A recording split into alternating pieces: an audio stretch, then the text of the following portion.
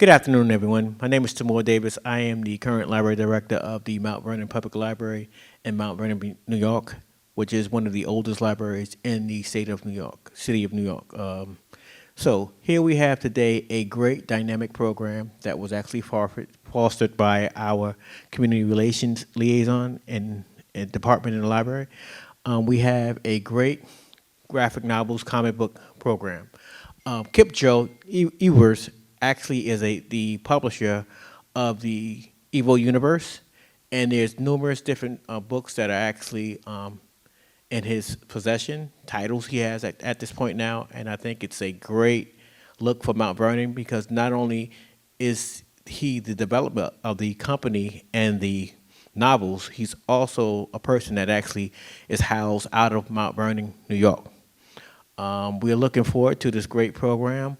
We have numerous programs that take place at the Mount Vernon Public Library, and this is one of the great programs, and we look forward to perhaps him coming back to the library to actually, especially when he actually closed on his major deal, and we just look forward to you having a great time with this particular program. We also wanted to let you know, in addition to the library developing this program, it's in relationship with the Decipher program. It is hosted by none other than Dr. Baxterville. And we look forward to a great conversation about his intellectual property, his content, of the characters and what have you. Thank you very much.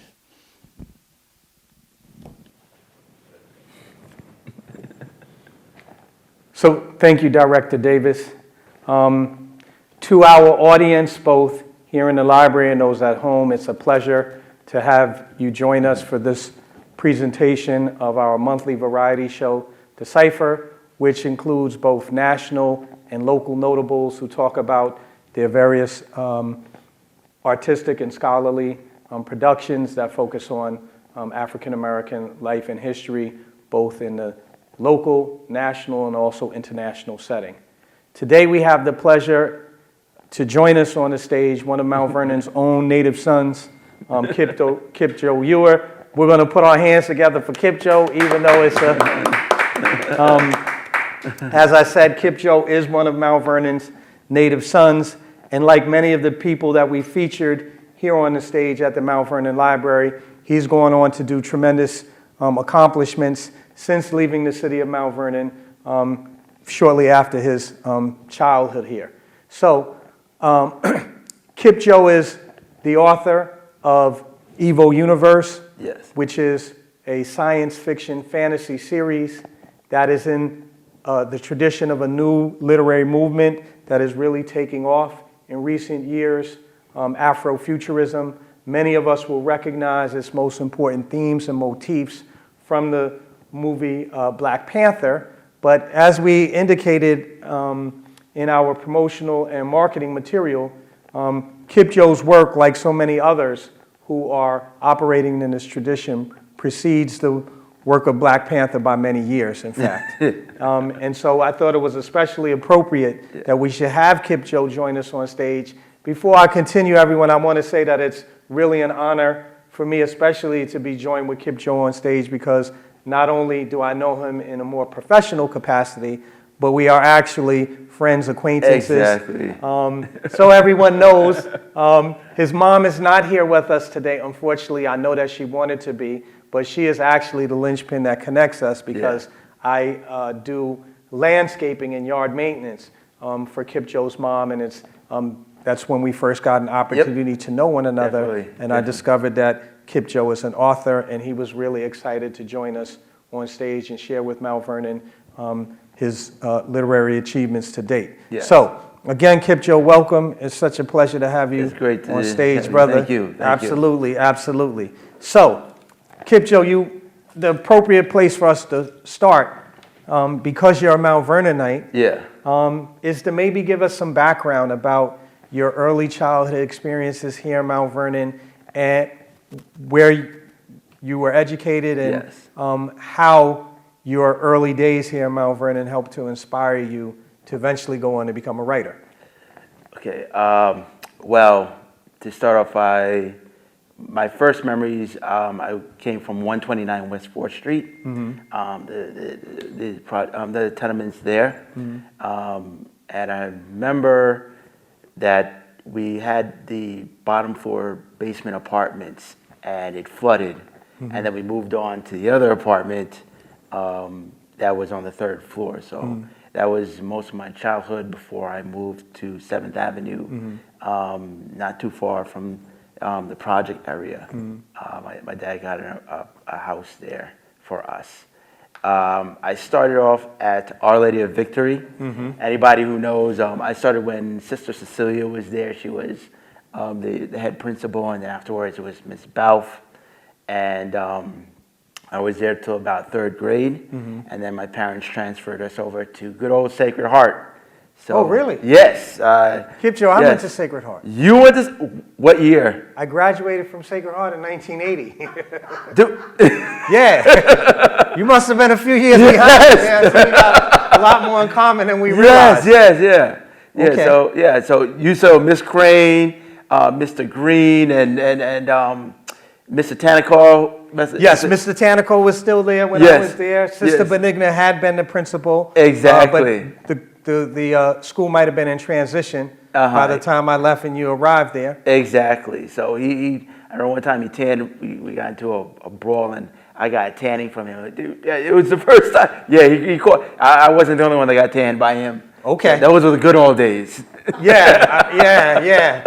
I think it was my resistance to tanning that put me in bad stead with the administration. Exactly.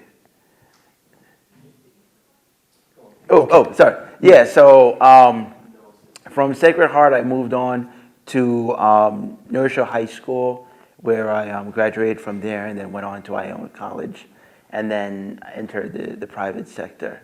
But this has always been home base for me. I've got so many memories here.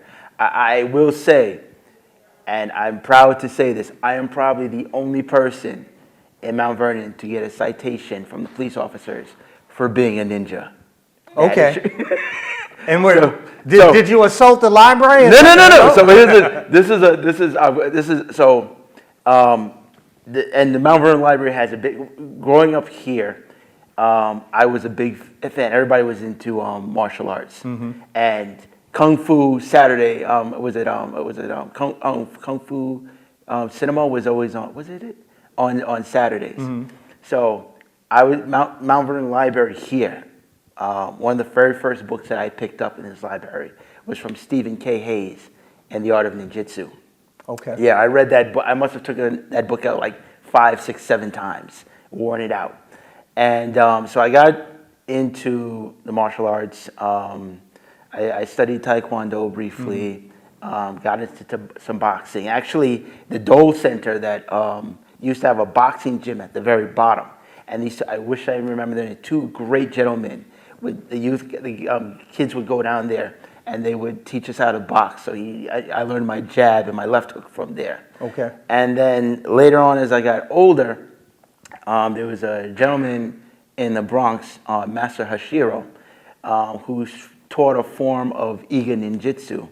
That there was a bunch of us in a class, and he taught us. And I studied under him for about 4 or 5 years and stuff. Now, anybody who says that I'm a ninja, officially, I'm not saying it because, as we all know, back then everybody was teaching a form of martial arts. So I'm not, but he taught us. So long story short, I like to practice outside sometimes. And what better place to go is Wilson Woods. So one time I went out into Wilson Woods to practice right before I was supposed to go to class. And I was there, I had my gi and I had my Aito, which was a dull blade, my bokken. And I was doing a great, a great practice run. And the next thing you know, set of Mount Vernon Finest showed up, about 6 of them. And I was like, okay. They were waving and they were smiling. I was like, hey, how you doing? And I said, hello, officers. And they said, what's going on here? And I said, well, I'm here practicing. I said, I'm here having, practicing, I always come here. And they said, oh, great. And they said, we had to come here ourselves. And I said, what's going on? They said, somebody radioed in and said that there was a ninja heading straight to Gramerton Avenue and he was going to the theater. So they had a great laugh, and, we had a great laugh. Unfortunately, they gave me a ticket, and I went to the judge, and he had a great laugh over it. But it was a great memory. It was my encounter. So, but here at the library, that was the first book I got, but it wasn't the last book. Mm-hmm. I came back here, and so many other Shakespeare.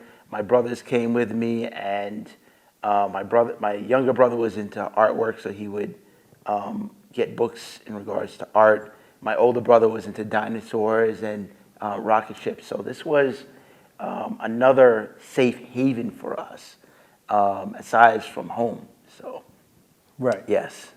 So Afrofuturism is a rather expansive cultural form that includes music, the visual arts, yes, and a kind of fantasy element, yes, that combines sci-fi and mythology. Yes. And it seems like, just based on your recollections of some of your early childhood experiences, that we can see at least the influence of the martial arts, yes, in some of your characters.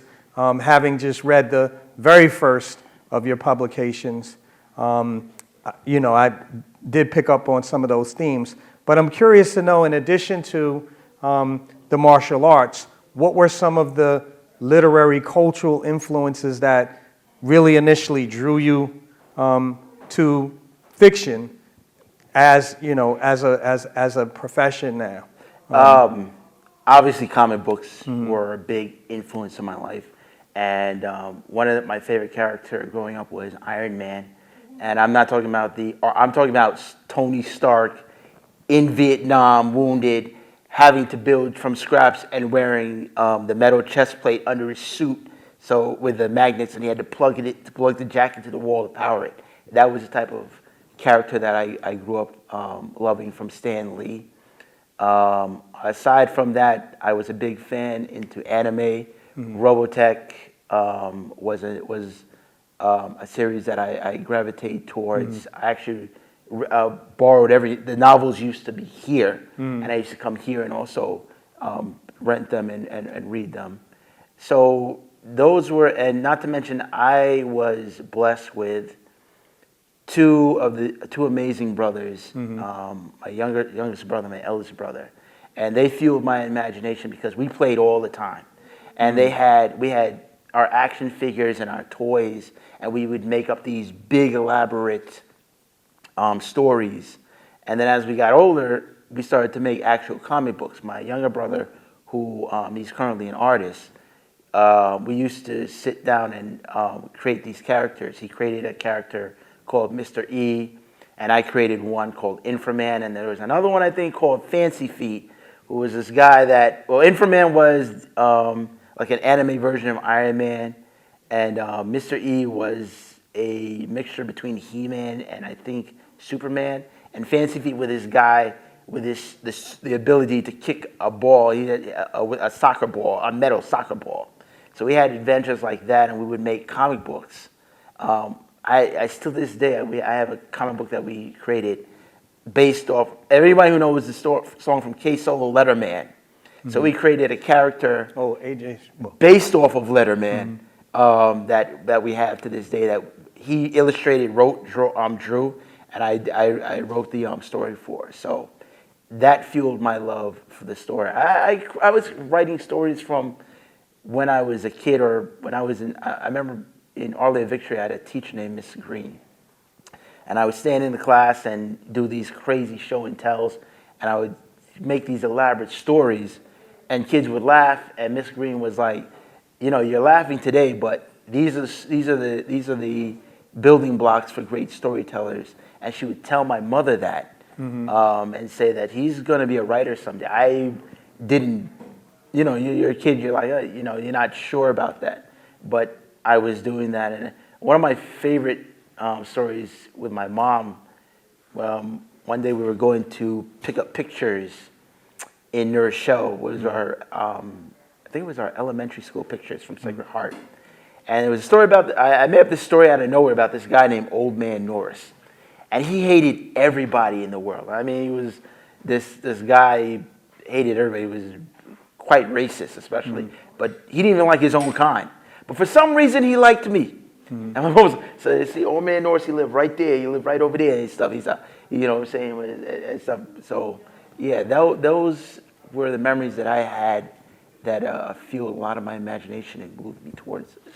Well, what we wanted to do was to introduce our audience to the series of novels that you've written. Yes. And we can see that you've been at it for some time now. And what I figured I would do is firstly just show covers of some of the major works that you published to date. Yes. And if people direct their attention to our monitor, you can see here the cover of the very first book, entitled The First, Yes. from the EvoUniverse, that really draws together Kipjo's interest both as a writer and also as an artist.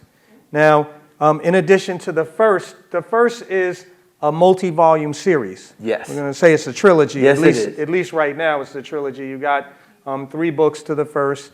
And here just to go back, we have The First, which features the main protagonist, the main character from the novel, Sophia Dennison, Yes. Dr. Dennison. You'll give us the backdrop on Dr. Dennison's story. Yes. But her story continues through both the second volume, the first Evo Uprising, Yes. and the first Genesis. Yes. In addition to the first series, you've also got another series, The Eye of Ra. People can, I think, begin to see some of the Afrofuturistic themes that and visual motifs that feature prominently in Kipjo's work from the cover art. Yes. And then in addition to The Eye of Ra, we've got War of Mortal Gods, Yes. also a part of the EvoUniverse. And then your work seems to extend beyond sci-fi in a narrow sense. Yes. Now, I don't know, and here, Kipjo, since I didn't have the opportunity to read Fred and Mary, Yes. it just has a kind of a spooky feel for me. I don't know if what genre you're working with here. Pretty much supernatural romance novel that I wrote. Okay. It came to me, and hopefully I'm not going to cry or anything or get anybody crying. Right.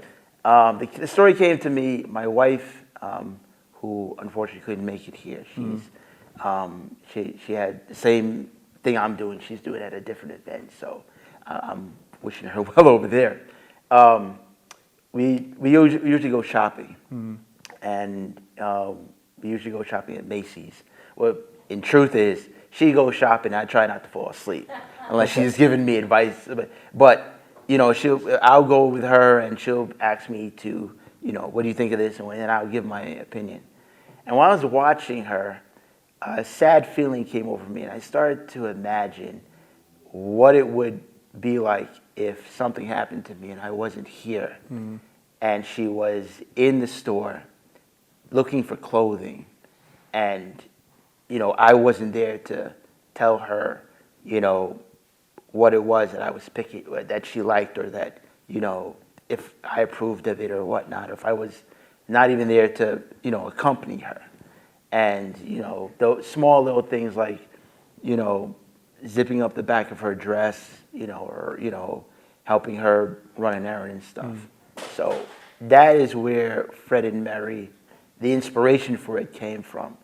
And then I flipped it, whereas it was the husband that lost his wife. Because in a lot of stories today, you don't hear a lot about the grief and pain that men go through when they lose their loved ones. And if you do hear about it, you hear this, I mean, the stories that you hear is usually, you know, he loses her, but then he finds love again, and then that's it. You don't hear about him going through the process of losing a loved one and what it's like. And so that's where the story, especially for men of color, we're taught to grieve for a bit, and then you try and move on and stuff. And sometimes there is no moving on. And that's what Fred and Mary's about, and the supernatural aspect is, and I'm trying not to give too much, is that, just to explain it, Fred, after losing Mary, can't sleep in his bed. So, he's tried everything, and then he decides to buy, a life-size doll just to place in the bed next to him so he can fall asleep. But as he wakes up and, or as he leaves the house and he comes back, these weird things start occurring within the house. And he starts to wonder, is Mary reaching out? And the doll keeps moving. So he keeps wondering, is Mary trying to reach out from beyond to communicate with him, to help him to move on, or, figure a way to move on without her? So. I see. Yes. Well, I mean, that certainly does sound like a very heavy theme. Yes. By comparison, the next Yes. set of titles seems a bit more lighthearted and almost. Well, let me show you this before we go. Okay. Fred and Mary is actually pretty funny, and Okay. people who have read it they've cried, but they've laughed. They've told me, I've never heard something so funny in my life that could have me. So you can judge for yourself, but there's people who have had mixed reactions, so it's not that heavy. Got you. Yes. Well, I can see from some of the covers Yes. of some of your other work as well that you do delve in the more comic aspects of writing as well. Yeah. Here's another one. Help, I'm a Superhero. I don't know who the character is. I think you and I Yes. talked about this character. So, Help, I'm a Superhero is one of those isekai type novels. If you know what isekai is in Japanese genre, it's more like when a character goes to a different world. So in Help, I always wanted to branch out into those type of stories. So Help, I'm a Superhero is a book one. It's basically about a character who plays an online superhero game, and the tag name of his character is Superior. And he's become so infamous in the game for doing inappropriate things that he's been basically blacklisted from anyone wanting to play with him. Not to mention the game's moving over to a new platform, and they have no interest in moving onto that platform. This is all done in VR. And so, on the last day that it's moving on, the character has decided to tell the one person that would play with them that, I'm not logging in, I'm not moving on to the next platform. So they stay in the game and they play one last time, but they fall asleep, still connected to their VR character. But the next thing they realize is that they think that they've moved on to the new platform. But that's not so from what they understand. They understand that they've moved on to a world where they're a superhero and there are these superpowered beings all around them. But the very concept of what it is to be a superhero does not exist. In this world, there's no Superman, there's no reference to Goku or Spider-Man. So they're literally in like an alien in this world of superpowered beings. So book one is currently out, and I'm looking to do mostly a 12-part book for this series. Right, I see. Yeah. Before we go in depth into some of those, I just wanted to highlight your last novel. Yes. And that's The Elf and the LARP. Yep. And again, just based on the portrayal of the characters, I take it that this is a bit more lighthearted and more comedic. Yep. Why don't you tell us about this publication? So Elf and the LARP, I am a big fan of fantasy. Anyone, Dragon Slayer, Lord of the Rings, Princess Bride, those type of stories I'm a big fan of. And I said I wanted to do a story similar to that. So this is about Phelan, who is a half-elf, half-orc. And she wanders in the forest, and she gets into a bit of trouble with an old grudge of people from her community. And a ranger happens upon and saves her. And the next thing you know, they start barbing insults at each other, only to find out that this quote-unquote ranger is actually a live-action role player, a LARPer, that has somehow entered her world. His name is Brian. And so Brian decides Brian figures out that he's in this world of fantasy, and he has no idea how he got there. It's not like he went through a portal or he dropped in. He just showed up out of nowhere. And now Phelan reluctantly has to help him figure out how he got there and how he could possibly get back home. So, yeah. Okay. Now, earlier you mentioned, in reference to your work, Fred and Mary, Yes. the importance of the theme of loss. Yes. Loss. And I know from our discussions that loss, personal losses that you've experienced, were amongst some of the most powerful influences. Yes. For at least EvoUniverse and the first series. Yeah. And here we have the main character, the main protagonist, Yes. Sophia. Yeah. And how does the personal experience of loss relate to her character and the kind of themes that you explore in the first series? So there's a combination of things. Sophia, the name Sophia would have been the name of my first child, had my wife not unfortunately miscarried. We were young, very, very young. We weren't married at the time. Both of us had lost our jobs. And I started working again at my father's barbershop, trying to get in work. And I did odd jobs from here and there. I tried doing construction sheet rocking.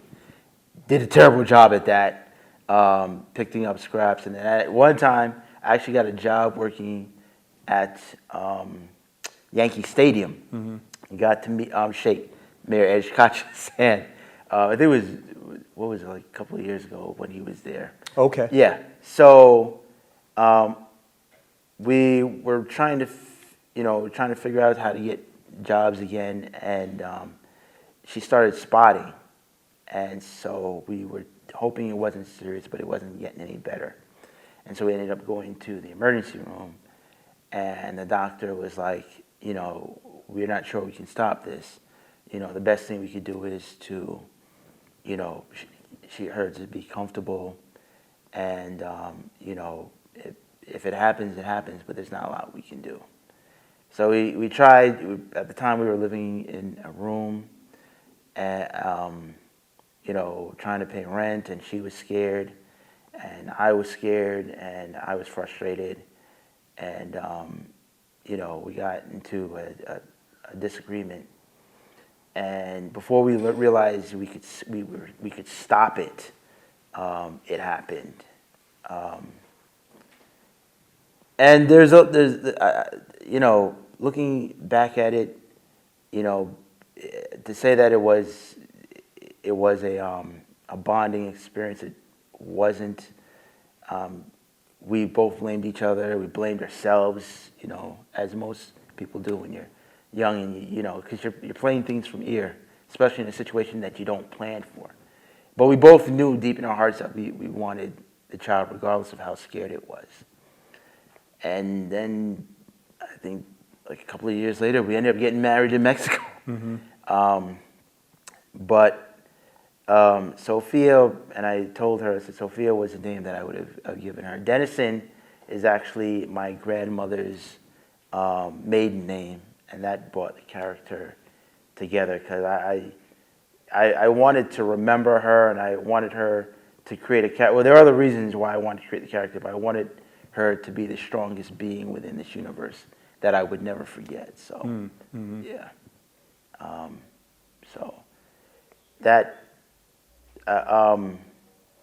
the actual concept behind the if I can move into the first series, I was working when I started working. I was working in the private sector, and I was working for a pharmaceutical company in marketing. And I was on my lunch break, and I hadn't picked up a comic book in years.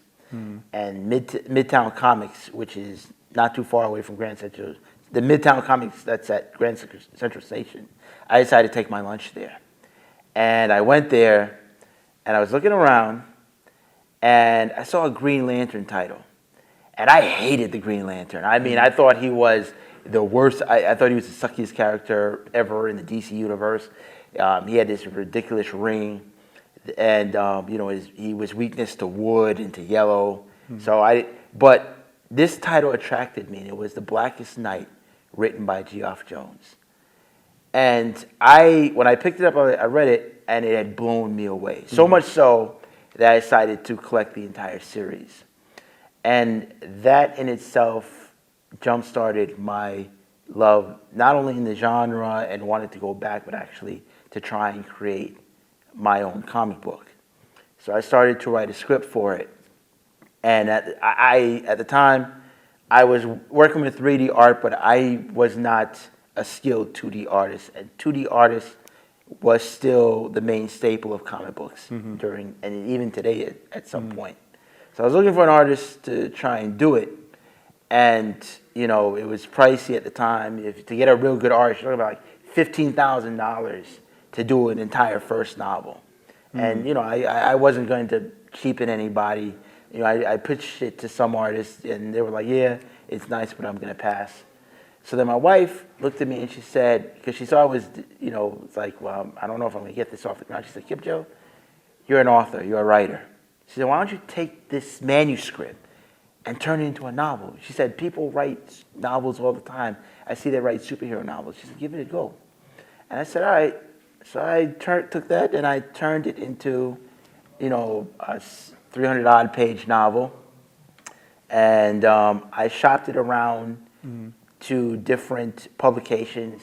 And their opinion was, "It's nice, but we don't know how to market it.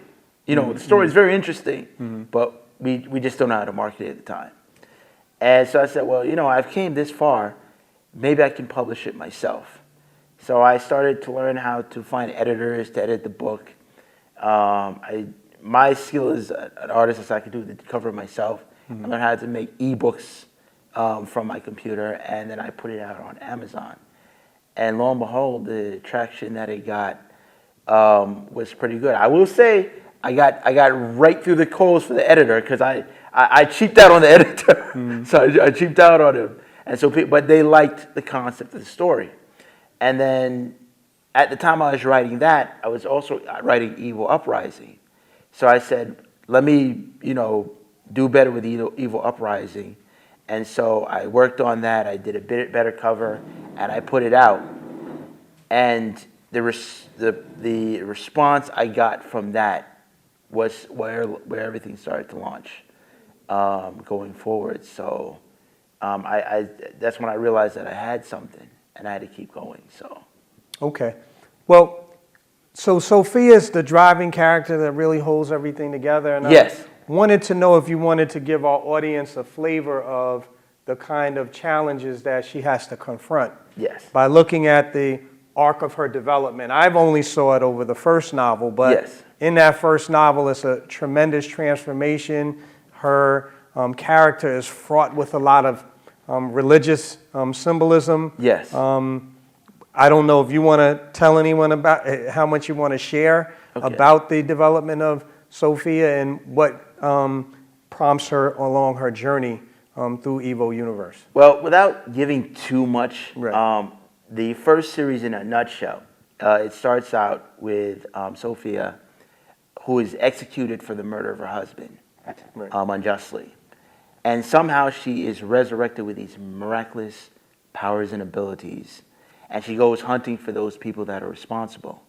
But in the process of looking for vengeance, an event happens in which she remakes the literal world, where a percentage of the human race, a certain percentage dies off, and then another percentage of the race actually becomes superhuman, just like her. And so she has to now navigate in this world that she's created, where there are superhumans that now walk the earth. And this goes through, so the first novel is actually her origin story. And then book 2 and 3 is her navigating through this world and realizing that through her actions, there's a bigger universe that is out there. And that ties into our spin-off novel, which is The Eye of Ra, and then our major story arc, which is War of Mortal Gods. So, Right. Now, I've got to tell you that as a would-be writer, yes. I know how difficult writing can be in and Yes. of itself, especially creative writing. So I was extra impressed by the fact that you are the main sketch artist, the Yes. visual artist for the characters that appear in your book.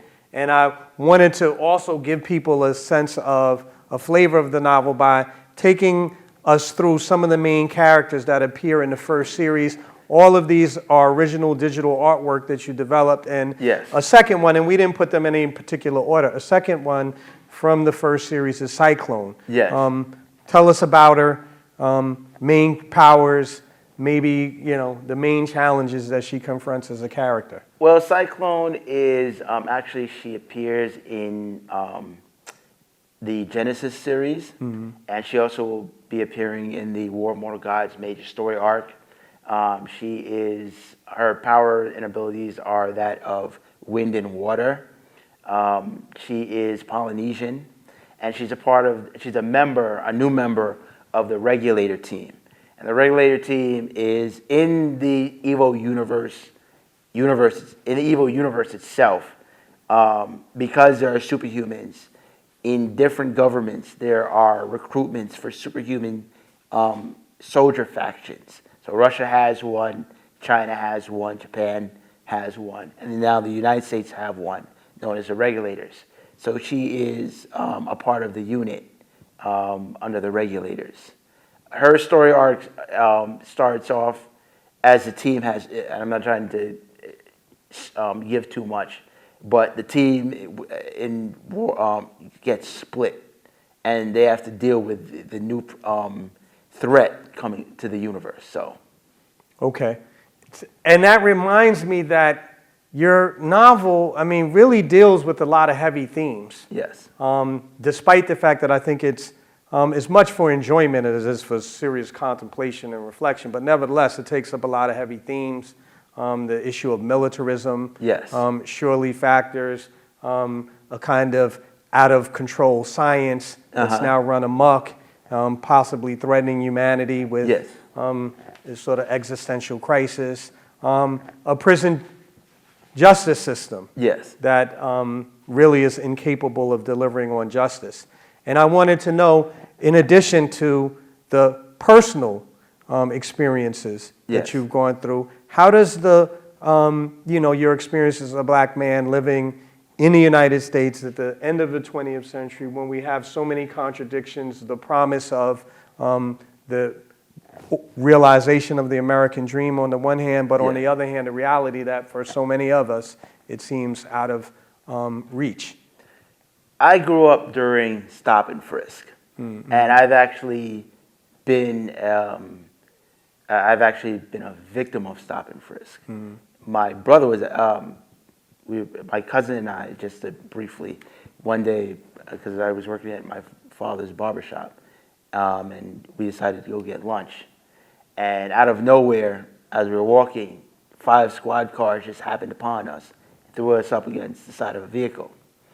And they said, just stay there, and they frisked us. And the next thing you know, this gentleman came up in a squad car, and they was like, are these the guys? And the guy he looked scared, but he looked irritated.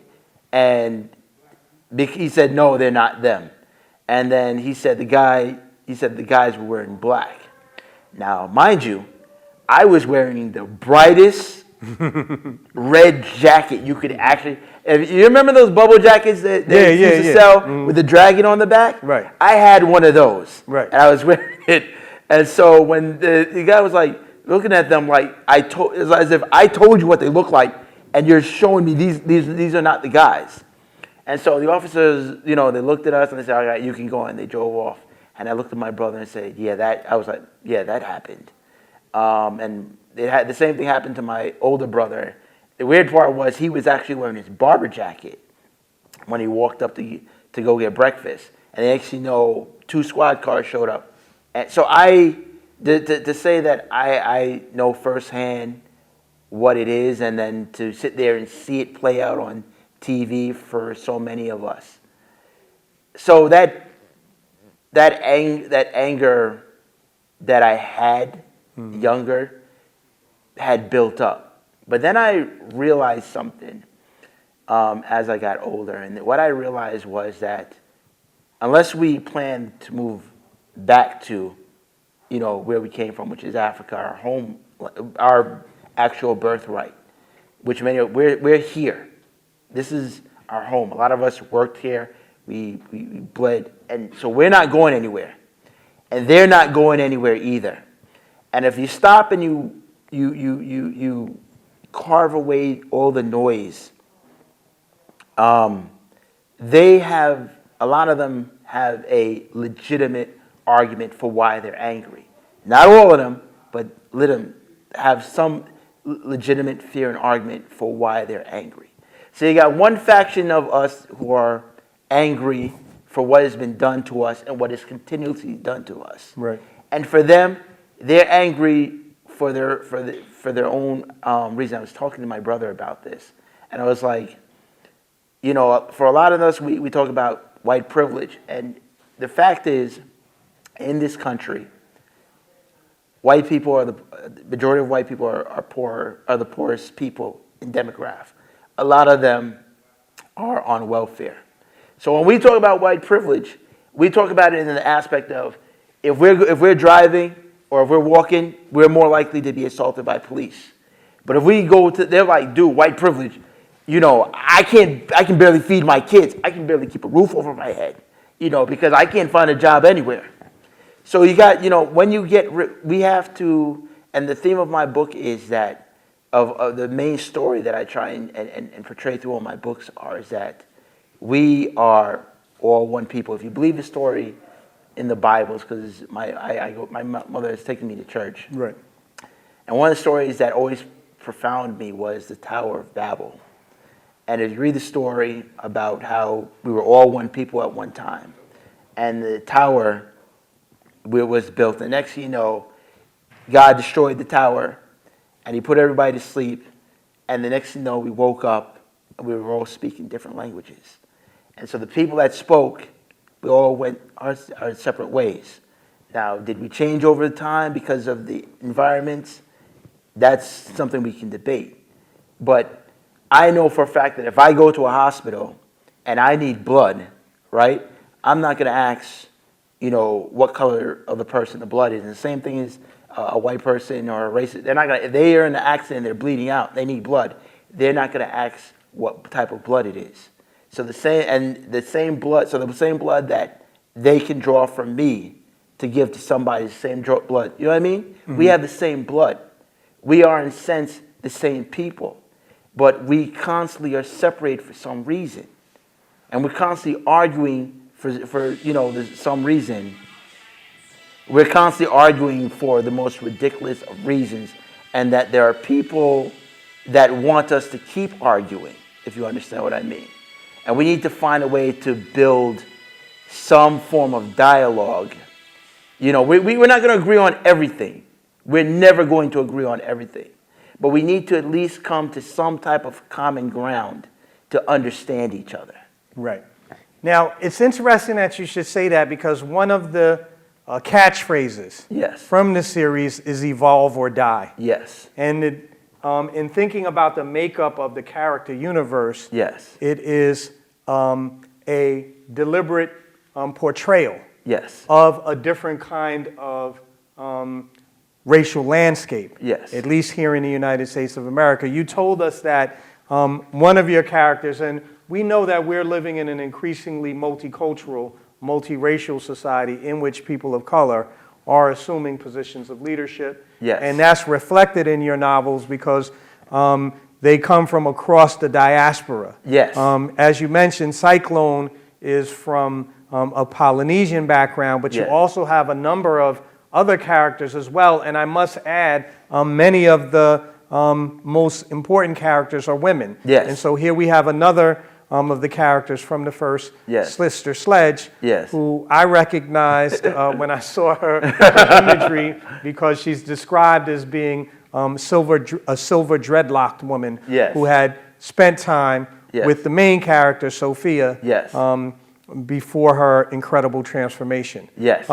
So in addition to Sister Sledge, tell us something about Sister Sledge's background and how you actually came up with the racial ethnic profile Yes. of the characters that you've assembled in your universe as a way of trying to counter, I think, the portrayal of leadership in the United States today that more harkens back to the past that many of us are looking to put behind us rather than a future that Afrofuturism tries to bring into being, at least imaginatively. Well, Sister Sledge was I would say, matriarch character for Sophia when she got locked up.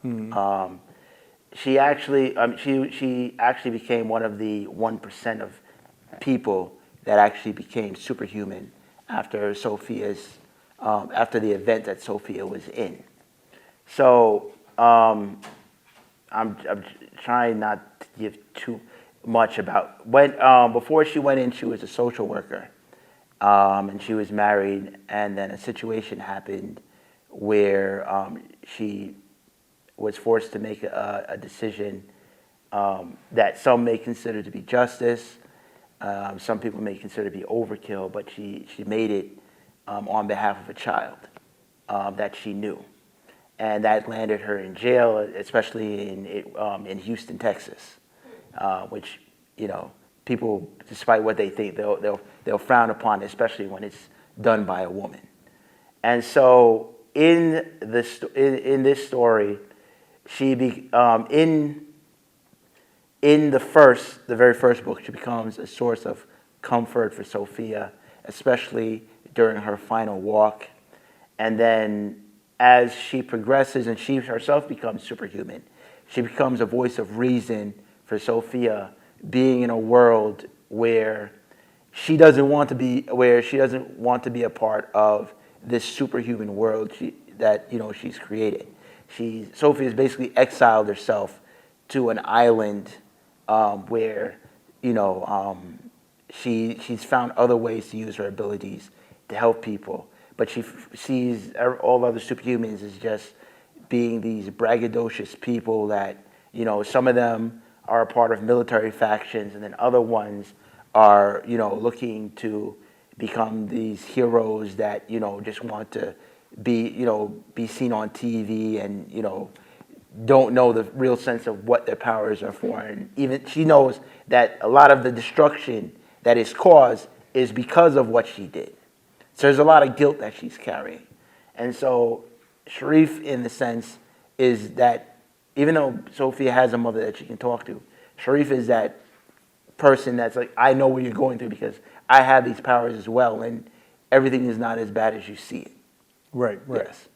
Now, one of the things, here's another character. Yes. And one of the things that I was curious to know was how you actually go about the process of creating the characters. What's your artistic background? Are you drawing them by pencil, or what's the character? It's really coming from out of my head. I took an art class in my first year of Iona College, and I did the whole stenciling and the drawing. I was decent, but I wouldn't say I was a pro at it. And I worked for a company called Masher. It was a baggage company, and they had me doing, in their promotional department, I was using Photoshop. So I mastered Photoshop, and I actually downloaded it on my computer where I was working on it, just learning it when I was home. And from there, I was able to learn how to create characters from there. And then afterwards, I started to get into 3D artwork. That's 3D, which I would recommend to anybody that wants to at least explore digital artwork. Is an amazing tool. It's free to download, and they have ample softwares and add-ons that you could use to create characters. And from there, so I make my base characters out of that, and then I transfer them over to Photoshop, where I stylize them and I clean them up and I make them pop the way that they do. Right, right. Yeah. And quite a few of them have pop. Here's another one, Heavy Element. Yes.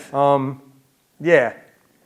So now he's a twin actually. So we'll use okay, that. Yeah. he's a twin. Yeah. Did I include? So here's Sophia and Peace. Yes. Which is Peace her? Peace is a major antagonist in the first book. She's actually she's the main reason why Sophia ended up in prison. But I won't go any further than that. Her official name in the first book was Number 3. And she was a part of a team known as the DEAD, known as the it's gonna come to me for a minute, but it's a covert government faction of the U.S. government that was dealing in superhumans before Sophia became a superhuman. So she was a part of that unit. Right, I do recall. I tried to go back, scroll back, and look to see exactly what the acronym DAD stood for. Now, here's another one of the characters. This is Nitro. Yes. And I mean, one of the things that I think is important for the audience to be aware of is the business aspect of being a writer. We have had many writers come on the stage, and we do also have in the audience one of the partners of the program, AJ Woodson, and because I'm good friends with AJ, and he's known by many here in the crowd for as the editor-in-chief of Black Westchester, I know, because I've got to see it personally, the real struggles that people can go through trying to earn a living through writing. And I'm curious to know, can you share something with us about the business aspect of writing? What kind of successes have you met with along the way? What kind of lessons, recommendations do you have? Especially, we see a few young people here in the audience. Maybe for young people, even those of us who are a little older, and looking to get into the writing field, the entertainment field. Well, the first thing that I have to say is, and I was screaming from the mountaintop, is you have to be original. Originality goes a long way. Jerry Siegel and Schultz are the two men that created Superman, who started with this original character. There have been countless other people that have tried to create characters similar to him, and many of them people barely know. There's only 2 that people know, and they're psychopaths. And if you know who I'm talking about, if you got an Amazon account, you know who I'm talking about. These are the only 2, aside from Superman, that people know today. I'm talking about The Boys and Invincible. So anybody Omni-Man fan out there? I got to tell everyone, older reference, but Shazam came to mind. Don't y'all laugh at me. I'm sorry. Shazam is more, I'm talking about Superman base. Got you. But you have to have a form of original. And I know it's hard, especially in today's genre. People say better said than done, because you've got so many people competing. But there is a way. You just got, it takes time, and you have to build, the thing is which makes any character, it doesn't matter if you're writing a book, and it doesn't matter if you're writing a comic book, is one, you have to have an origin story, an original origin story that grabs people. That's number one. And number 2, people have to be able to relate to the character. Now, and shockingly enough, the ethnicity of your character is 3rd down the list. It's a bonus. People have to be able to see them, because I know I can think of many people that, regardless of what color they are, they see themselves in Superman, they see themselves in Peter Parker, they see themselves, I don't know if they see themselves in Tony Stark, but certain characters, you know what I mean? They see themselves in these characters, not because of what their color, but because of what they represent inside and what they mean to us. And so that is what you need in order to build is one, originality, to see yourselves in the characters. And I would say, yeah, those are the two that you need to pull from the most. And then you need to have, you know, where a thing where you're going with these stories. So you have to have, you know what I'm saying, a starting point. Now this is something that progresses little by little. You know, you have to start with one, and then you start writing, you know, and then the next thing you know, you stop a bit, you do a bit of editing, and if you realize that your character is moving towards something, like for instance, Sophia, when her origin story was a little bit like Luke Cage. It started off with her being, you know, being experimented on in prison. Mm-hmm. And as I wrote it, I was like, this is sounding kind of like Luke Cage. And I was like, do I really want to, I mean, it's nice, but do I want to make a character that's, I said, no, I want this to be my own character. So I said, well, you know, instead of having her being experimented on, why don't we just start with her being executed? Mm-hmm. And so it was like, well, but you know, that's cool. I said, but let's up the stakes. Let's kill her off again. So, and so when people really read it, they're like, well, holy smokes, I've never, you know, what the heck? What's going on with this character? You know what I mean? And it draws them in. So. Right. I know I was drawn in, having recently read it. And, you know, one of the things that really impressed me, since you already said it, was that Sophia is essentially resurrected. Yes. And there's probably no more powerful theme of the future than resurrection and the chance to live life anew. And in that sense, I was really drawn in, and I'm not going to give away too much of it, but it was a very powerful origin story, a first of its kind, because quite literally, at least in terms of her physical transformation, she's rendered immortal. Yeah. But I'm curious to know what kind of, in addition to being all-powerful, what kind of character traits does Sophia personify that really make her a hero and that you want the readers to look to for inspiration maybe in how they tackle some of the challenges in their own life? She's not, I think the thing is she's not, if you read the story, she's not a perfect person. Even though she has all the power, she makes a lot of mistakes. Mm. And she has a lot of fears, just like anybody else. And you see it portrayed in the stories and she ends up leaning on people that don't even have powers to hold her up. Mm-hmm. Finding, you know, there's a point.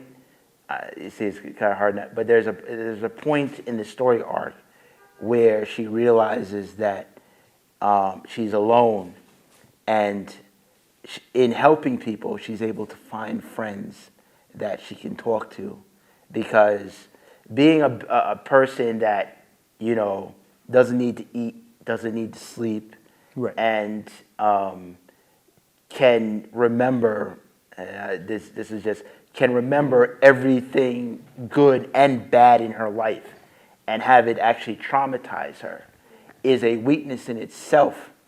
And especially, you know, so she finds a lot of draw from her parents that are still alive and from people that she interacts with. And you see that she's a flawed person overall, which we all can connect to in some shape or form. And we also see it, this reflects into even how sometimes we see our own leaders. Sometimes we look at our own leaders and we see them, or people that we see, and they make a mistake, and we are very critical of them. And we stop and forget that they're just human just like us. They get up every day, they take a shower, they eat, and not everything that they do is going to be perfect, you know. And I think I hope we're not, but sometimes it feels like with social media, we're moving toward a society where everybody's pointing a finger, is judgmental over people and expecting them to be perfect. It's like, dude, cast the first stone. You're not perfect either. And you can't expect them to be perfect. Everybody's going to make a mistake. Especially if you make a mistake from 12 years ago and you're oh, you remember when you did that way back? Wait, nah, dude, that was like 12 years ago. Right, Yeah. right. So. Okay. Now, let me see. Let me check the time to see where we're at. I think we've been going for about an hour. Yes. So I think maybe it's a good opportunity now to open up questions to the audience. Yes. But before I do, I just want to nail this down here. Kipjo, I want you to tell us Yes. what kind of success you've met with in terms of publishing, and roughly how many of the 6 or so novels that you've got. I've seen a very ambitious publishing schedule. Yeah. For those of us who would be writers, Yes. you know, one thing impressed me, you have a writing schedule, which I don't have. I know AJ writes all the time. You know, my current writing schedule, which is insane, is I've got 4 books that I'm looking to release by midsummer. Book 1, I've actually finished one, which was book 2 of Alpha the LARP is done. How About My Superhero, that's done. Book 2 is done. I should be finishing book 2 of Elf and the LARP by the end of this month. We've got War of Mortal Gods, book 2, which is also coming back at the same time. And then I've got my first political satire novel that I'm writing called Divided We Stand. Just to give you a little background on that, is basically, I came up with how many people have ever heard this story, have ever heard somebody say to you, you've either heard somebody say to you, or heard somebody, go back where you came from. Oh, So definitely. this story is basically about, under the right circumstances, what would happen if everybody who was told to go back where they came from could go back where they came from, and the implications to what would happen to the United States if this was ever to arise. So that is my schedule. What I try and do is, before I was writing 1 book a year, sometimes 2, and I was writing these crazy astronomical chapters, and the book sometimes would not get done. And then you've got, every time I wake up in the morning, you know, when I check my email, I'm inundated with, you know, a mob of, you know, fan mail asking like, when's book 2 coming out? When's book 3 coming out? I was like, so I had to create a schedule where, and actually, this is something you have to learn in time. So my main book is actually 20 chapters, which is manageable for me. And then I write my mini novels, which are either between 10 and 7 chapters. And then, you know, if I choose to do a standalone book, because I like to, I don't try and, I love sci-fi, but there's so many, you know, genres that I gravitate toward that, you know, I just want to dip my hand into every one of them. So. Well, I know we're all looking forward to more publications from you in the future. Yeah. I'm going to certainly purchase a copy of one of the other books in the first series. Yes. To figure out where Sophie is going after the first one. But I wanted to give an opportunity to audience members who like to ask questions to come to the mic if you'd like. Put some questions to our guest, Kipjo. You know, talk about his writing and, you know, maybe how it relates to your own ambitions in the future. Any questions from our audience members?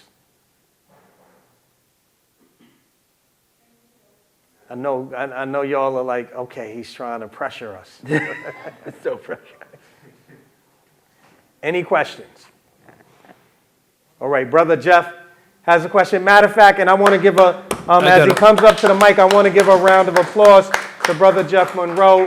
As you guys who are here in the audience can see, he's our technical advisor, and him and AJ and so many other people helped to make this possible. Also, and yes. while he's in the spotlight, I wanted to acknowledge him for all the good work. Go ahead, brother. I'm sorry. And I want to thank you, Dr. Bob, and Brother Kipjo, actually, for coming in and enlightening us with this, because this It was is so a pleasure, necessary. Tony, And it encourages me to keep doing this, because, quite frankly, going back to my probably late, maybe senior, junior high school, probably my junior high school year, my younger brother introduced me to comics, because he was a big Marvel fan. And I really, I was a kid in the street, but I gravitated to Spider-Man.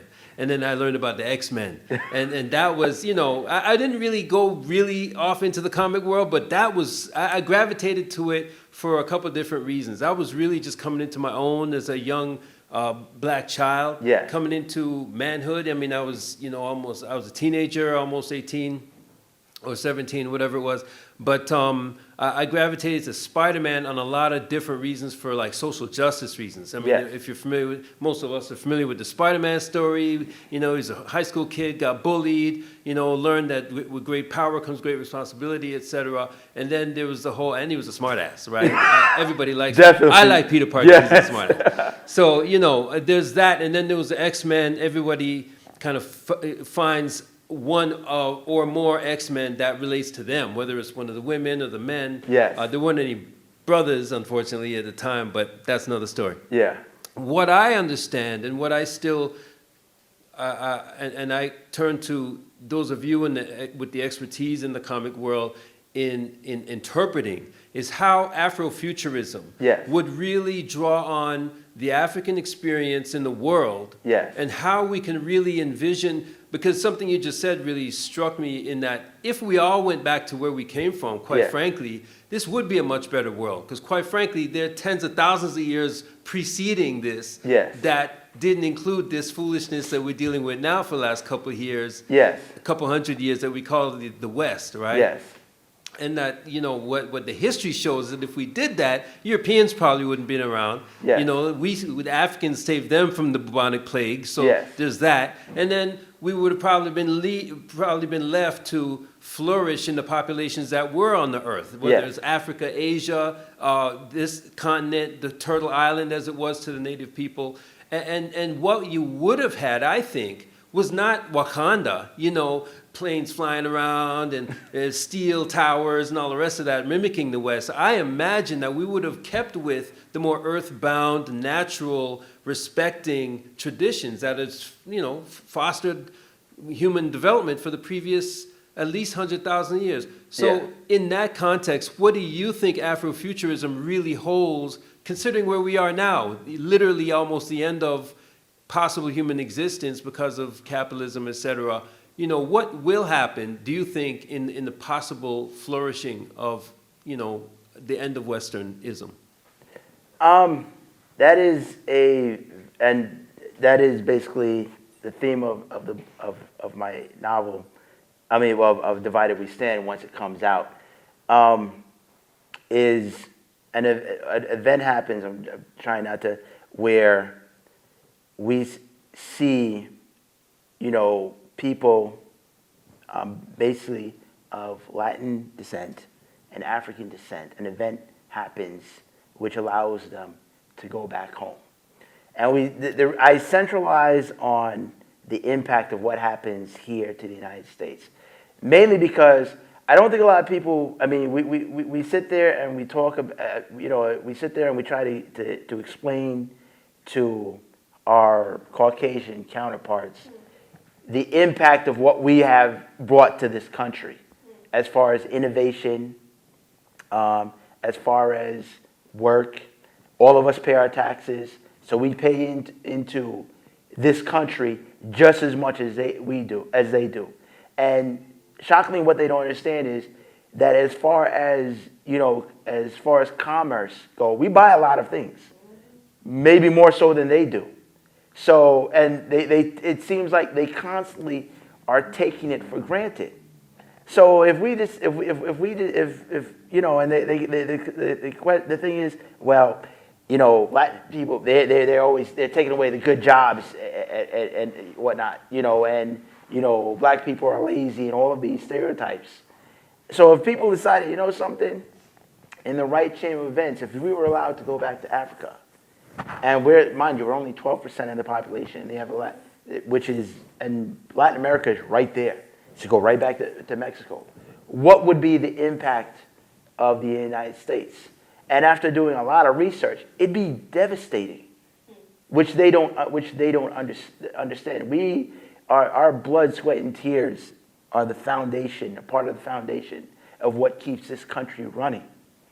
And if we decide to say, if we had the opportunity to say, something, and the reason why we are here is because despite it all, and I know no great nation is never created without a great crime. And that has been proven here. Between the slave trade, the Trail of Tears, what was done to the Chinese when they came here, and even because the Irish people, as much as they want to pretend, they caught hell when they came here as immigrants. Italians caught hell when they came here as immigrants, and Jewish people caught hell when they came here as immigrants. So everybody has had their form of horror stories as far as what it was to build this nation. But this is one of the few nations where, as a melting pot, something great was built out of it. And yet still in all, progress as far as equality is near a crawl for a lot of people. And that it's insane. You know what I mean? It's really insane when you stop and think about it. Why am I paying taxes, my hard-earned taxes, to somebody that, is getting pension and, a 401k to stop me in the street and accidentally shoot me or to put a knee in my neck? I'm paying taxes for someone to do that, my hard-earned money. So why, it's no different that if you go to a business, right, and you don't like the service, you walk out. Enough people that don't like the service and they walk out, the business goes under they change what they do because they understand that, if you don't treat your customers right, you're going to falter. You have to change something. So the only reason why that we still go through this is, one, we don't realize the power of our money in order to affect change. And if you know the history of how that was done, Martin Luther King was able to do it through not the Jim Crow, Boycott? the boycott. Mm-hmm. When he decided, something, we're gonna fix it. You guys don't want us, sitting anywhere in the bus. You want us in the back. We're all gonna teach you a lesson. We're gonna get together and we're gonna figure out a way to drive, and we're not gonna take your buses and we're going to commute back and forth. We're gonna figure out a way to do this. And the bus companies learned really quickly that something, we need that African American income, and they changed their laws really quickly, and that's one of the few times that we've seen that type of change. You see it here and there a little bit, like when Carl Kanai, not Carl Kanai, was it Tommy Hilfiger, one of them, made that offlandish remark about, I don't want black people, I didn't intend for them to wear, and they was like, oh, really? Well, we're not going to wear your stuff. Next thing you know, he's featuring models, you know what I mean? Mm-hmm. So we hold that type of power. And we need to understand it and learn it in order to affect change. It's not just, anybody can march in the streets. Anybody can, and stuff, and that's noise. What we have is a financial power that, if used right, can affect change and people will be afraid of. And this is what, Divided We Stand is about. So, to answer your question, that until we see that, that in a sense is what would be the essential downfall of this Western hemisphere. is when people decide, you know something, it's not about, you know, going to war, civil war. It's about, you know something, I'm taking my money and going someplace else where I feel appreciated. So I hope I answered that question. Well, we appreciate Brother Jeff putting the question to us. As always, very thought-provoking. Yes.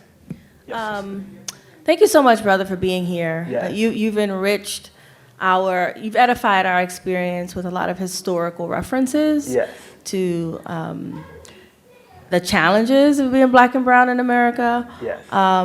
So I have three questions. One of the questions is, how do those realities inform the context of any of your writing? Yes. That's one.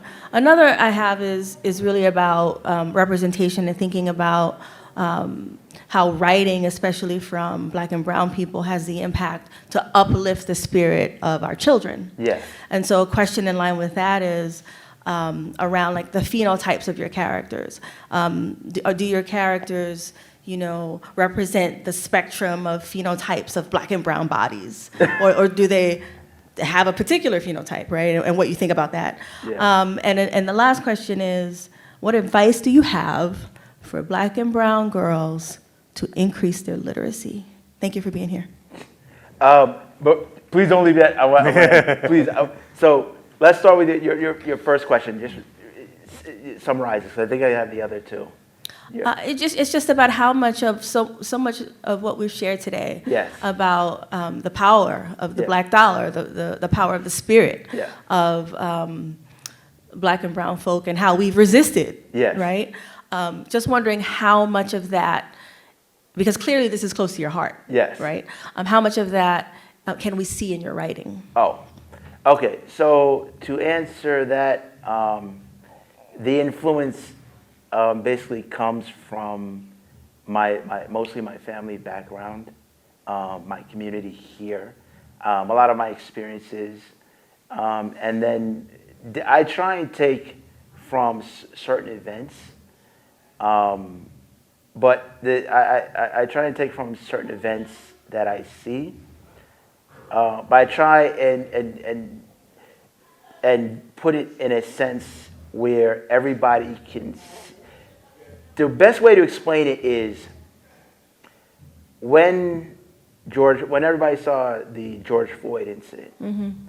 and they saw a man kneeling on the back of a man's neck. It wasn't just, I mean, we saw it, but we were like, this was an everyday thing. Mm-hmm. But everybody who saw it was like, no, this is wrong.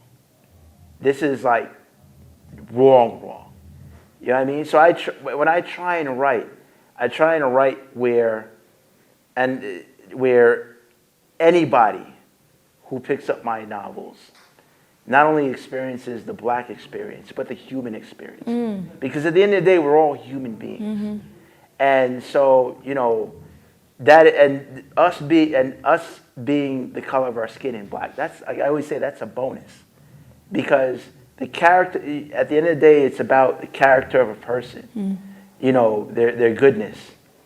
And so that's where I try, and what I try and emphasize in all my books is to bring more so the human experience.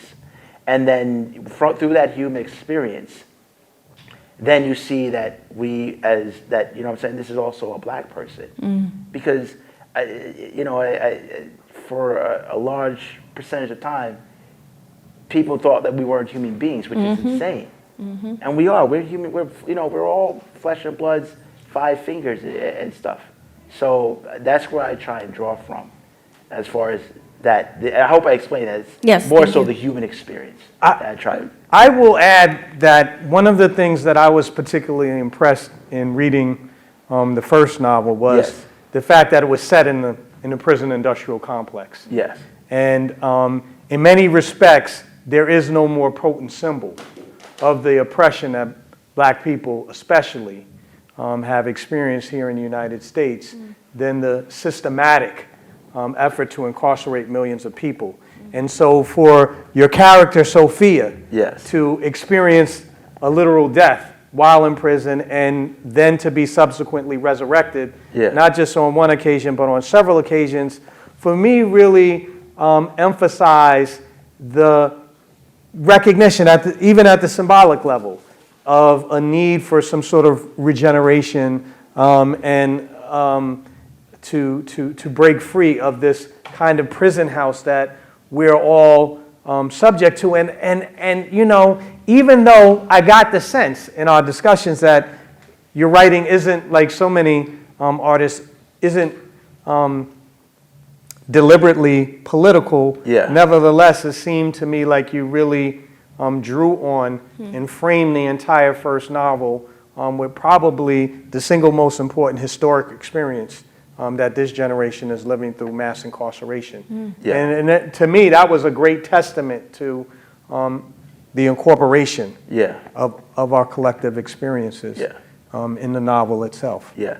Because, well, what it is, basically, part of it is that she got framed by the government. But the other part was sloppy. If you read it, and I'm trying not to dive too much, was a lot of sloppy work from, if you read how the detective emphasized it, it was a lot of sloppy work, police work, that anybody with enough common sense is what ended her up in jail. And that's historically accurate. Yes. For sure. Yes, and actually, and on death row was that there was Appreciate you. mistakes that were made Yeah. that furthered, that cemented and put, you know, the needle in her arm. Sure. And just to answer your question in regards to, you know, girls, how to see the characters. Again, I try and build strong female, my characters are strong and original in a sense, but like I said, I know I keep saying it over and over again, but it's the human connection that you know, when you can see yourself in these characters, it is important. Because, you know, yeah, you can lift a building, you can throw it, you know, and these fantastical things. But it's what is where you can see where I'm at my lowest, and when I'm down the most, even with all my powers, I can find a way to rise again. You know, I can fall, I can make mistakes, but I can find a way back to the light. And I hope that's where, you know, little girls and young women can see themselves within my character. Yes, and, you know, there's a lot to be said for the impact on the psyche of our young people when they never see anybody who looks like them. You know, plus size, full-figured women, right? Yes. So if you have any of those, let us know. Yes. I have. That's the question. I'm sorry. I have been to. I think I've been attacked at many when I first started, because I didn't really do the convention circuit, and then eventually, well, my first convention we've been going to regularly was New York Comic Con, and I have to give thanks to my wife. It was actually a birthday gift, because I was writing, and she, next thing you know, she walked in and she just dropped down a paper and she said, "You're going to Comic Con," and I looked at her and I was like, "Yeah, I always go to Comic-Con every year, duh." And she was like, "No, you're going to Comic-Con as a presenter." And I was like, "What?" And she said, "Yeah, I got you in the Comic-Con." She sent my books out, and they were impressed with the work, and then they said, "We got a spot for you," because they're always looking for original talent. And so I give all, as far as that's the other thing. A part of this aspect is another strong black woman who is my wife, who is she at a time, because she has her own designer boutique. As a part of the owner of this, she does the business side of it. She's the business manager to EvoUniverse. But to say that I've been to many of, when I started doing the circuit, people have ran up to me, and little women, mostly, like, "Where the heck have you been all these years? Where have you been?" And I've been looking for work like this. And so that gives me a lot of pride that people see themselves, and I can give this for people to see some type. I hope I'm doing a good job. I hope I am. That's all I can say. Thank you. So I should say that the book is dedicated Yes. to, I believe, 3 important females in your life. Yes. Not only your wife, but Yes. in addition, your mom, who has Mrs. Joy Ewers, who has joined us Yes. today, and I wanted to acknowledge her presence. Joy, I am fortunate to count as a friend, as an acquaintance, because I occasionally come and do the yard, do a little upkeep in the yard, and I know we really look forward to seeing one another every couple of weeks, and the warm smile. And so I wanted to thank Miss Ewers for coming out, Joy for coming out and joining us. Miss Ewers, whenever we're fortunate enough to have family members of our guests, we always give them an opportunity to come to the mic and maybe share a word or two about, the important influences maybe on your son's writing. Anything you want to share with us? Don't feel pressured, of course, but we welcome you to share anything you'd like. Here she goes. And Joy, you got to use the mic though. I could see Brother Jeff telling me.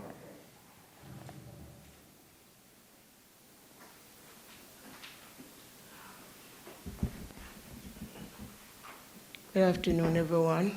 Good afternoon. Hi, Mom. Have you already? Hi, son. Have you already heard? My name is Joy Ewers, and I'm sure later on you'll meet him as my husband, his father. Oh, okay. And I just want to thank you all for acknowledging him, because this started out when he was a kid in school at Our Lady of Victory. And I remember he used to write comic books. After lunch, they would have this little session in the class where kids would make up stories. And one day the teacher said to me, he's making up stories, and the kids are laughing. And she would say to them, no, this is how some of the books that you read, and they have all these little characters in it. That's how they started. So that's where he started. When he went to Salesian, they were doing their class pictures for the yearbook. And we had to go they asked me to go to Mamaroneck. That's where the studio was. So we were driving along to the studio, and all of a sudden he gives out, oh, this is where Old Man Narish lives. Told you. So I said, who is Old Man Narish? He said, he don't like black people, but he likes me. Told you. Oh, okay. And he said, he and Old Man Narish gets along very well. And so I said, oh my goodness, this is something what the teacher, I forgot her name, was saying to me. And so actually, it's been a long time. My memory is not that good because I lost some of it when I had my stroke. But this is where he started from. It started from there, from Our Lady of Victory. It goes on to Old Man Narish, and now this is where he is. And all I can say is I admire his work. I thank you all for recognizing him as somebody special. He's special to us, not only in writing book, as a human being. He is very special to us. All through the pandemic and everything, he's right there all along, coming every week from Jersey to see us, take care of us. My husband and I, we live.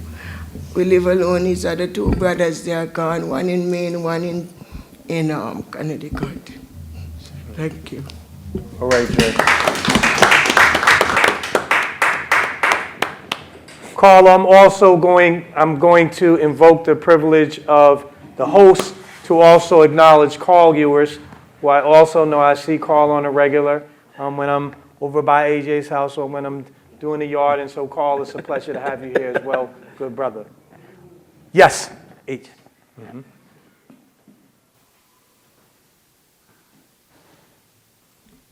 Greetings, everybody. So I do have a question, but I just learned something. First off, these are my next door neighbors. Wow. Yes, yes. Everybody in my house calls her auntie. Yes. Yes, they do. Yes. But as I was coming in, and I'm speaking to my friend Kathy Webb outside, Kathy tells me that Joy used to sell her comic books of Black history when she was younger. Yes. I never knew that. See, that. So I just learned something today too. And Excuse me, but going from my husband, we used to go to Manhattan by them. oh, okay, okay, Yes. okay. And my question is, from a character development situation, I know you talked about you gotta have an origin story. Is that how you start all characters, or do sometimes you have a character and you put the character out and then build back the origin story, or do you always start with an origin story and then move forward? Sometimes you can start with the character build itself, because when I created Sophia, I started with her powers at first. And then I started with, say, well, there were so many, I was like, I really didn't, there's so many male characters out there. I said, you know, there's not really a lot of female characters with a solid, I mean, you got Wonder Woman, but, in reference, that she's probably the only one. There's not a lot of, you know, you got people just finally knowing about Captain Marvel. There's not a lot of female characters out there with an iconic, you know, presence. And so I started out with the character build for her, basically her powers. And then I moved around and started to do the origin story, you know, and then, you know, started to write it and how it would grip people, you know, how it would grip and pull people in. And like I said, it's not easy to do. The thing that I wanted to emphasize for people that want to be writer and wants to do this is that, and this is the hardest thing to do, but you gotta feel the emotion. You gotta be able to anything that you write, especially in writing, you have to be able to pull the successful writing is when you create the emotional connection between your characters and the people reading it. That's on top of the origin story. If you're not at by the time whatever you're writing, if you're not laughing your socks off, or if you're not in tears, or if you put it in front of somebody and they're not in tears, you might want to stop and want to go back, because that's the connection that you need in order to be a successful, you know, to be successful in this business, aside from being original and, you know, the origin. But yeah, to answer your question, yes, you can, but those go hand in hand. You know, you can't, obviously, you can't have the origin story without the character build, and they can't have the character build without the origin story. You know what I mean? You just can't do that. And, you know, the originality also goes a long way, because that sets you apart from everybody else.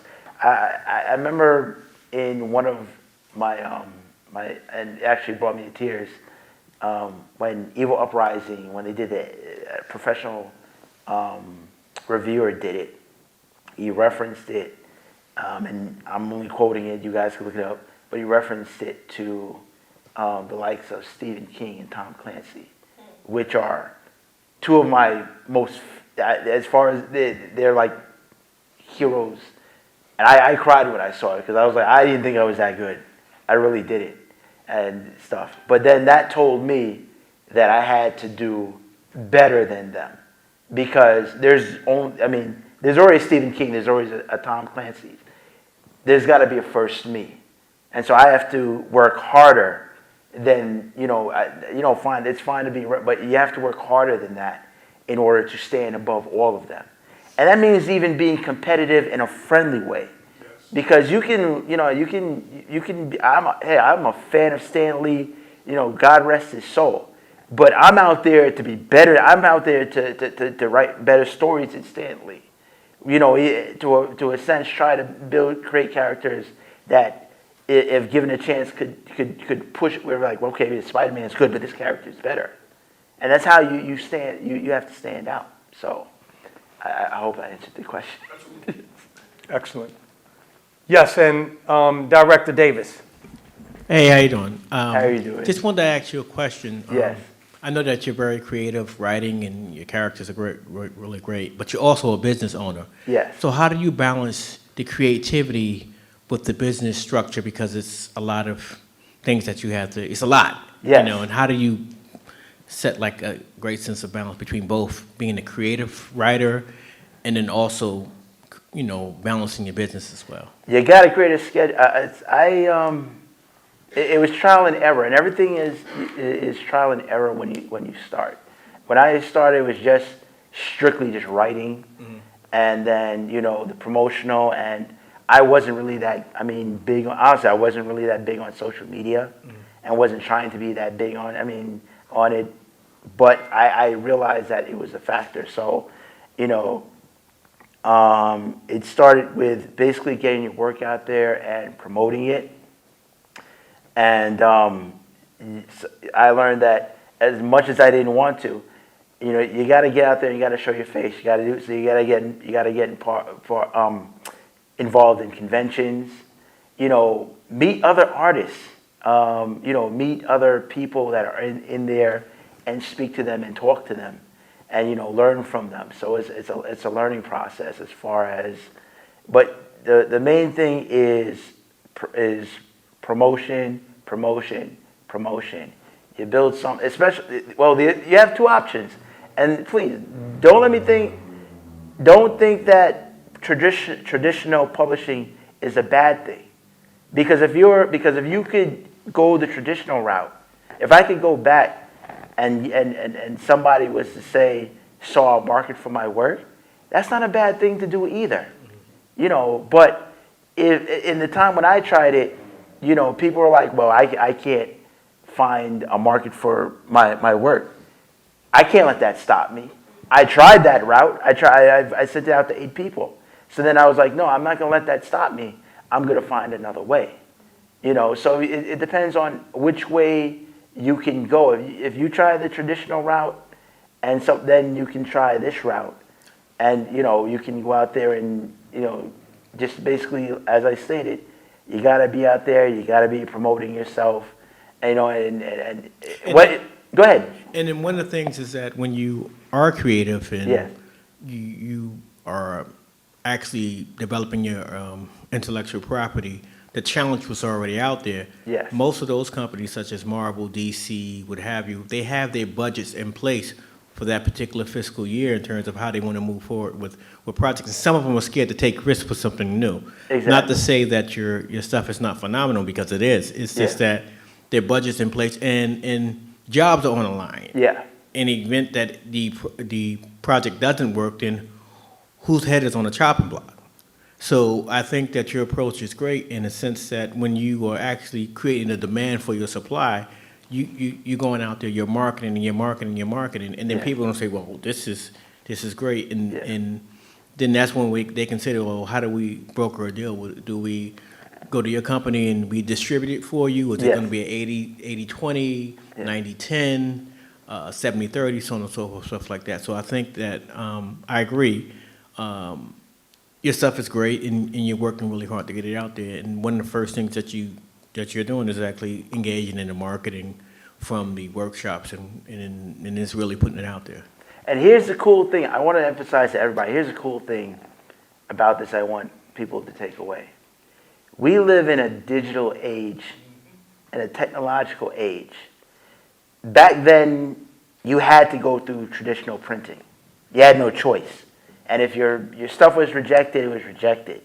And but in this age where the playing field has been leveled, where you can just download if you want to create an ebook or a comic book, you can do it, and it's not going to be a cost to you. Yeah. All you need is the time Yeah. to sit down and do it. You don't have to pay inkers. You don't have to No. pay pencilers. You don't have to pay, letterers.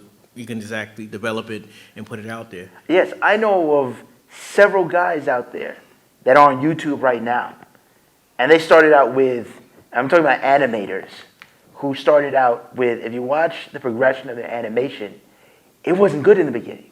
And people said, but little by little, as they put out content, they drew people in. You got people and who, their viewership is over 2 million, and they're putting out content at this point, a lot of them are putting out every 2 years or 3 years, because, and people are willing to subscribe to it because they know when it comes out, it's going to be amazing. And it comes down, it's not even about finding the right people. That's important, and that's going out there.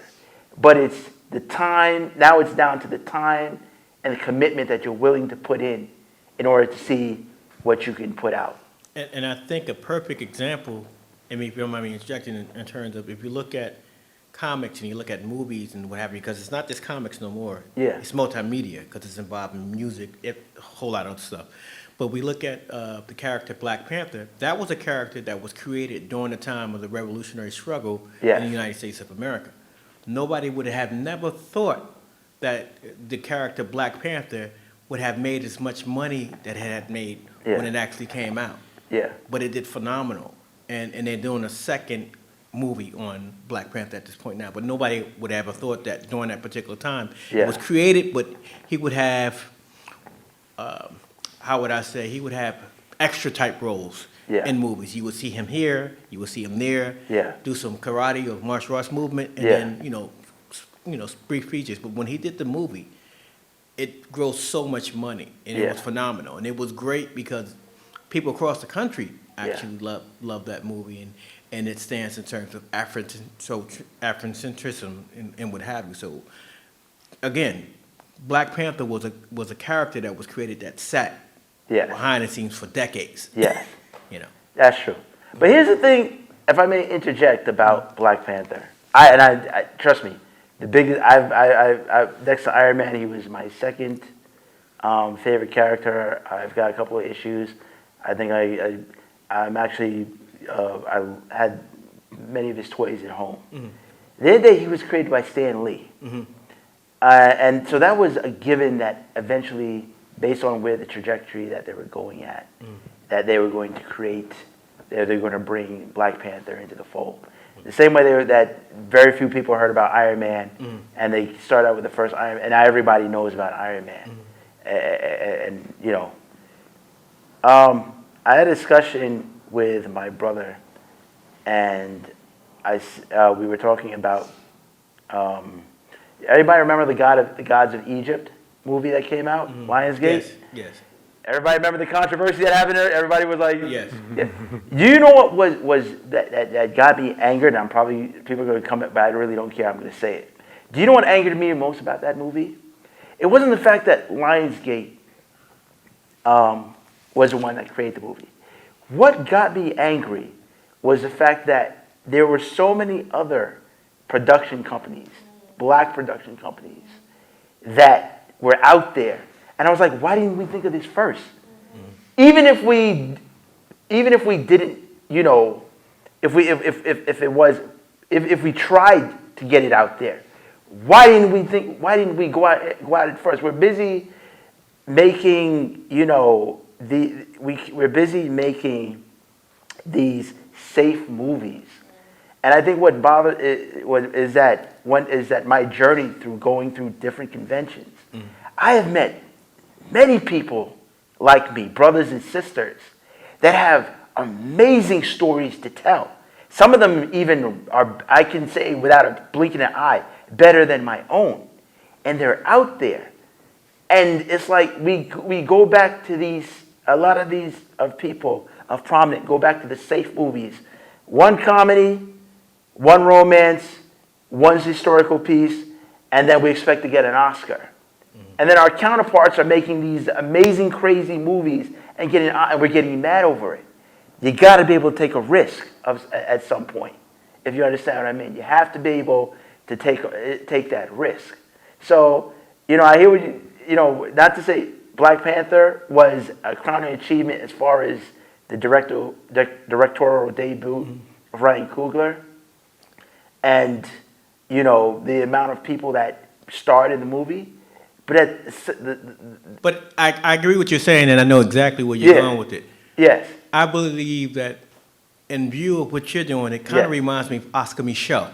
Yes. In terms of him being able to write the books, create the books, during the time of him actually challenging D.W. Griffith. Yes. During the suffrage movement or the civil the Reconstruction period. Yes. In the United States. So what you're doing is actually creating something on your own where you can actually get to the point where you can create your own movies, so on and so forth. I know where you're going with it. I know exactly where you're going with it. I've read through your material, lightly read through it, so on and so forth. So I know exactly where you're going. You're looking at owning not just the comic book or the book aspect, but also the production of the movie as well. Exactly. Which is great. Exactly. The reason why I had pinpointed Black Panther is to show the great sense of racism that exists in this country, where it took them decades and decades and decades. Yes. But Oscar Micheaux didn't wait for them to give him that. He greenlighted his own project. And the other problem that we have with production companies and firms and so on and so forth is that we don't greenlight projects in the same vein in which Oscar Micheaux had done, with him creating his own interpretation of Birth of a Nation. Yes. The Birth of a Nation. If we look at the history of United Artists, D.W. Griffith was a part of that company. It was created by D.W. Griffith. Exactly. So you see what I'm saying? I know where you're going with it. And that's why I purposely had made mention of Black Panther, so that then we can lead to this particular type of discussion. Yeah. Thank you. Yeah. Thank you. Thank you, Director Davis. Yes, Carl, please.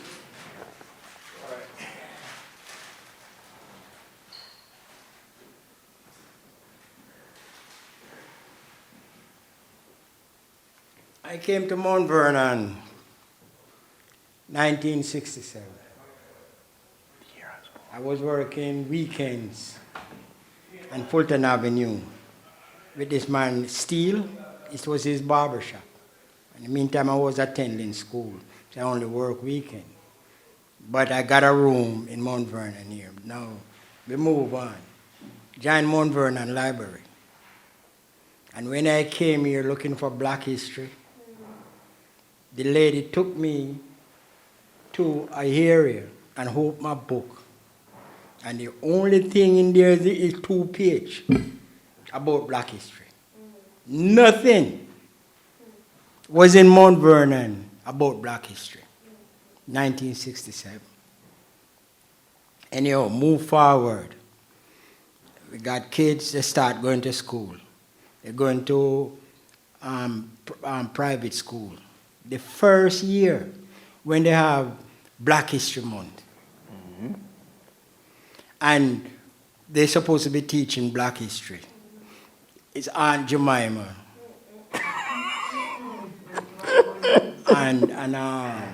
and Paul Bunyan. That time they were. So we were talking about the comic books. This was what led us, me and my wife. We went down to Harlem. This guy was putting out history comic book about black people. And you name it, the guy who climbed the mountain, the first black who climbed the mountain, and the one who was in the Civil War with the boats and all them stuff. They had several, so we went down there and we got them. And she took it to school. And you know that become a problem with the school because, hey, who dare us to bring Black history come to this Catholic school? That They was wouldn't part of the accept it. victory. This is serious thing, you know. So no, this is the part now. We start issuing it to the neighborhood. The comic. And even the guy who's the author even come by the shop some Saturdays to talk to people about it. And people in the community start getting it for their kids. So now, come back to my son, that's part of where everything started. You know, they were young, but the history and whatever went on at that time is part of their history. And I think maybe that's, not maybe, that's why he write that book about this heroine. You know, because maybe he want to contribute. Or I think he want to contribute. But that part of it, the comic, that was how it goes. Wonderful. Yes. That was a wonderful story for you to share, and we see that in planting the seed of creativity in your son, it's now going on to bear fruit. Now that he's reached adulthood, and we expect that he's going to be able to seed the imagination of so many black children here in the city of Mount Vernon, throughout the rest of the country, who really don't have images of heroism to really inspire them to evolve and change in ways that we need to. And it's not just the girls. We got. I think we lightly touched on the Eye of. I don't think we touched on the Eye of Ra series, which I will just interject for us young men out there. He's a spin-off character, Lawrence Danjuma, which was actually dedicated to my. I mean, so the first was dedicated to my mom and my wife, but the Eye of Ra was actually dedicated to my father and my brothers. And Lawrence Danjuma, the last name, is actually my older brother's middle name, and then Lawrence is my cousin who's around here. That was his first name. I just combined them. So the Eye of Ra story is a spin-off novel. He's a character that first shows up in Evil Uprising. And his story is that Lawrence is a young man who gets a scholarship, a football scholarship, to a university, but his aspirations he knows is beyond just football if he doesn't make it into the leagues.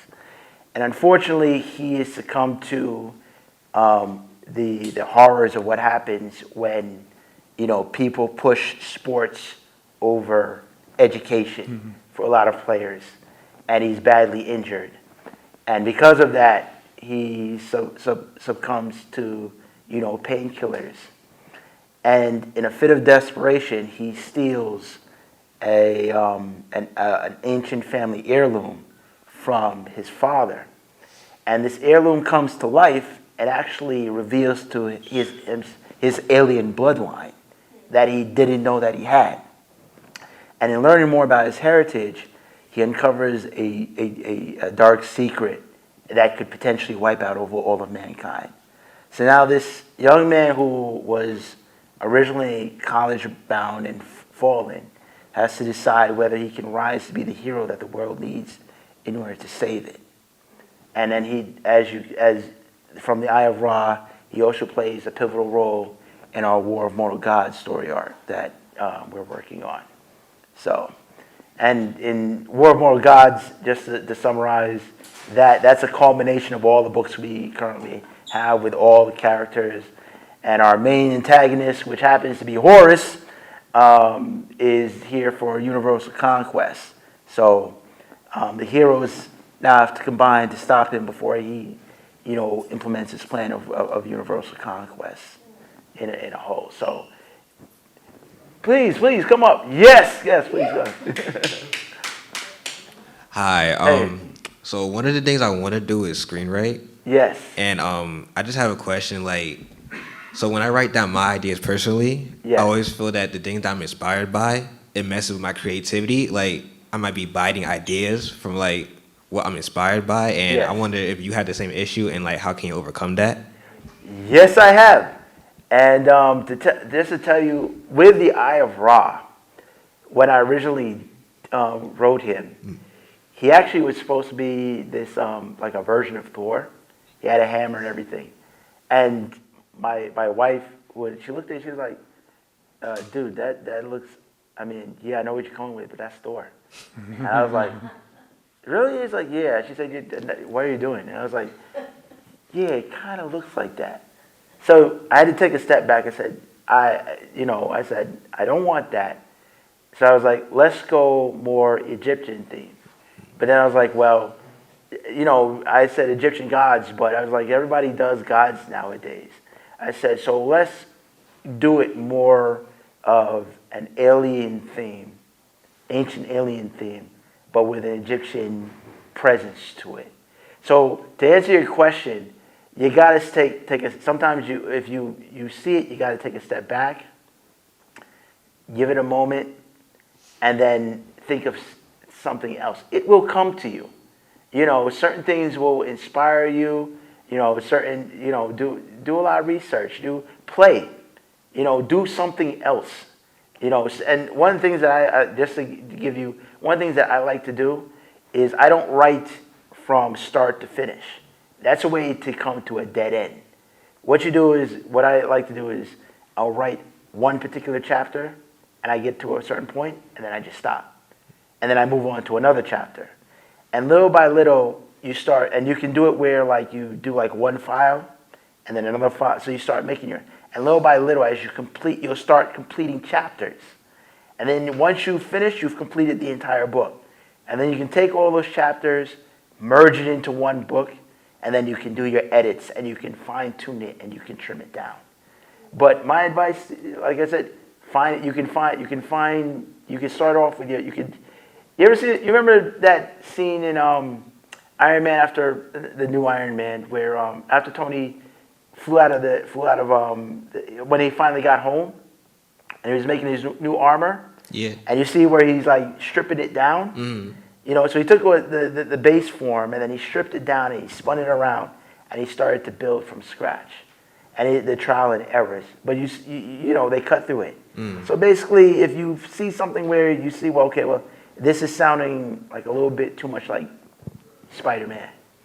And you take a step away and you strip off the parts that feel like Spider-Man, but you leave the parts in there that are original, that were from you. And then you start to take your time and you add new parts onto it. There are going to be some parts of it that people are going to try and reference to something else, but they'll find that originality. Mm-hmm. That they'll find that originality. Sometimes the origin story comes directly straight from you. You know what I mean? From your life experiences that you'll pull from and you'll add to that character.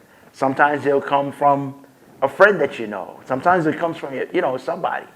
But that's how you do it. You take the parts and you'll see it. Mm. And the best thing is ask around. Ask somebody that's close to you that you know. Hey, could you read this for me? What does it sound like? And get their opinion, their honest opinion. And you take that constructive criticism and say, okay, you take your little notes and you check it off and then you peel it off and then you start again until you get what you'll know in your heart when you are finished, when you're done with your work. You'll feel that it's finished. You'll feel that it's done. You'll feel that this is ready to be presented. Mm. You'll know. And I hope to see work. I'm dead serious. I hope to see work from you. I'll be talking and seeing maybe we can get like some workshops in here for guys like you, because we need writers like you. Mm. I'm dead serious. Plenty of people come plenty of times and stuff, and I freely give them advice because we need young prospective writers out there, fresh, giving new original. This is what we need.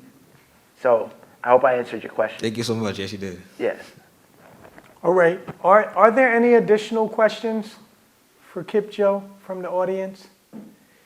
If there are no additional questions, everyone, I think this is a good time for us to wrap up. Firstly, I want to extend a thanks on behalf of all of the partners involved in the Decipher series, Brother Jeff, A.J. Woodson of Black Westchester, and the entire Mount Vernon Library for pooling their resources together. And then I want to extend a thanks to the audience.